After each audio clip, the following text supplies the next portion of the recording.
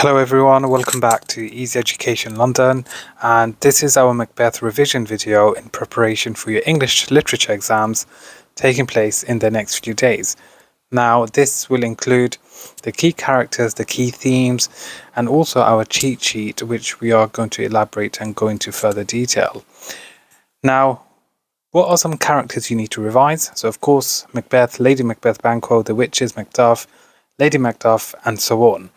And the main themes that you'll find in Macbeth and the main themes that you have already studied include ambition, the supernatural, leadership, kingship, masculinity, femininity, guilt, and bravery and courage.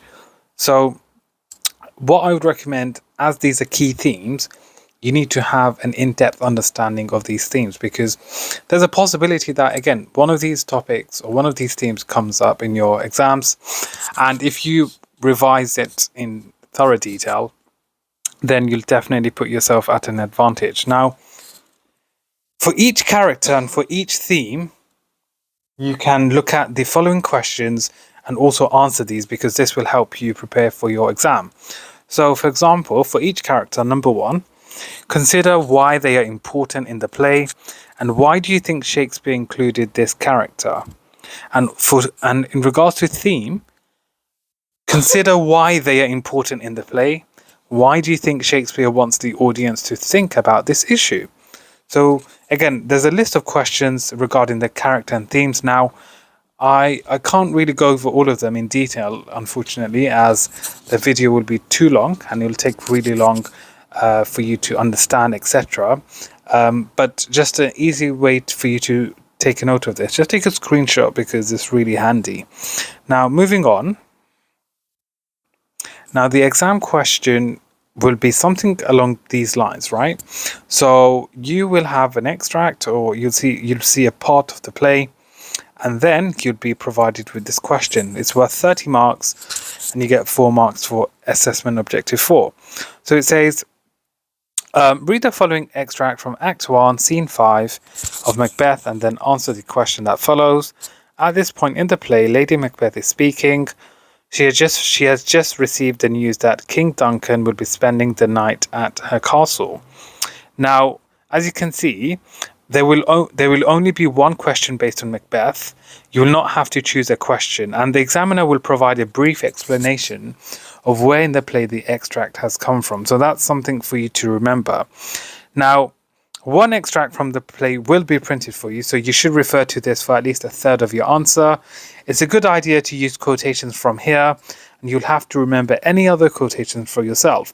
And you should spend around 50 minutes on this question. This includes your planning, your writing, and checking your work.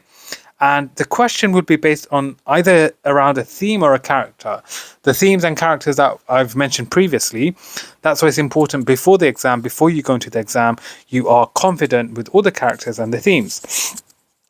So, starting with this speech, explain how far you think Shakespeare presents Lady Macbeth as a powerful woman.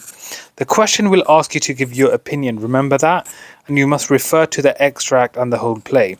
So the first part is in regards to Lady Macbeth in this speech, and the second part in the play as a whole. So 30 marks for your essay or for the rest of the answer, and then 4 marks for your SPAG, spelling, punctuation, grammar, etc. Now, in terms of the mark scheme, you all have to be familiar with the mark scheme, because that's how you'll get the top marks. You'll write an answer tailored to the mark scheme. So a level 6 conceptual critique, students working at this level, all of level 4 and 5 will show or display the following: convincing critical conceptual arguments that drives response to the task and the text, and analytical approach where you have precise references to illustrate the argument. Now, just to give you a breakdown of the assessment objectives, as you can see, you've got AO1 where you get a mark. Hang on, let's use a highlighter. For AO1, you get a mark out of 34, which is worth 12, meaning you get 12 marks for AO1. For AO2, you get 12 marks. For AO3, you get 6 marks. And for AO4, you got 4 marks. So let's have a look at it in further detail. So for assessment objective 1, read, understand, and respond to texts, maintain a critical style, and develop an informed personal response. Use textual references or quotations to support and illustrate your interpretations. So that's assessment objective 1. Assessment objective 2, okay, equally as important. So please learn these. It's important for your exams. Analyze the language form and structure used by a writer to create meanings and effects using relevant subject terminology where appropriate. Assessment objective 3, show understanding of the relationships between texts and the context in which they were written. And assessment objective 4, use a range of vocabulary and sentence structures for clarity, purpose, and effect with accurate spelling and punctuation. Okay, so this is something you all need to learn and memorize in preparation for your exams. Now, a common question we get is, how do I answer the question? So there are multiple steps involved, to be honest. Number 1 being, read the question carefully, identify which characters or themes you need to focus on. Number 2, think back to your revision notes. What is your opinion about this character or theme? Number 3 is read the extract and pick out 2 to 3 quotations you would like to focus on. Annotate these to consider how Shakespeare has used language, structure, and form for effect. Number 4 is identify other moments in the play that you think are important in exploring your opinion about the characters and themes. You should try to remember quotations. Number 5, consider what information about historical context will help you explore your opinion. And finally, number 6 is order your notes into 3 to 5 clear points you are going to make about the character or the theme. Now, just again for you to remember, for level 5 and level 6, just some challenging things for you to use. And what are some things that will impress the examiner? These are things for you to remember. Now, the first one, I'm just going to do it in yellow. Can you see how a particular motif is important in this extract or the whole play? So a specific idea or a recurring idea. The second one, have you got a point to make about structure and or form?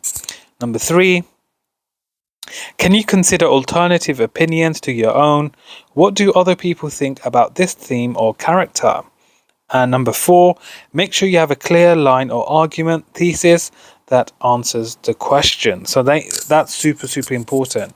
So please remember this in preparation for your exam. Now here we have a model answer. It's specifically level 6 paragraph, meaning of the highest ability. So let's have a look at it and comment on why this is a good answer. So Shakespeare clearly wants to show Lady Macbeth as a conflicted character. She's driven and ambitious and is willing to commit regicide to get what she wants. However, she also struggles with a guilty conscience and is ultimately psychologically broken by her remorse. At the start of the play, she defies the contemporary fear of witchcraft and calls on evil spirits to unsex me here and take my milk for gall. On the other hand, Shakespeare's use of imperatives highlight her strength and determination. On the other, they illustrate a desperation in the character. This need to change herself and remove the caring maternal milk may in fact foreshadow her inability to stop up the access and passage to remorse. Although Lady Macbeth may be presented as strong and a key catalyst for Duncan's death at the start of the play, by the end she is weak and overcome by guilt. She seems to be admitting this vulnerability when she imagines seeing blood on her little hand in Act 5, Scene 1. Ultimately, Shakespeare is presenting a character who cannot free herself from Christian guilt, even with the help of the supernatural. She may be powerful, but she's not free of remorse, and this is her downfall. So that's an excellent written paragraph. It's detailed, it's developed. They've used AO1, AO2, AO3, etc. And it's definitely a detailed and developed answer. So that is just to give you an idea or a snapshot of how you can write. Now, just to go over a cheat sheet, some sentence starters. These are some sentence starters that you can use for your answer for Macbeth. And to be honest, even if you're not studying Macbeth, you could use it for Romeo and Juliet, whatever. So you can take a screenshot of this because this can be used and is handy when you are practicing writing your essays. So that is it for today's video. Thank you for watching. Don't forget to subscribe, like and share for more. Thank you.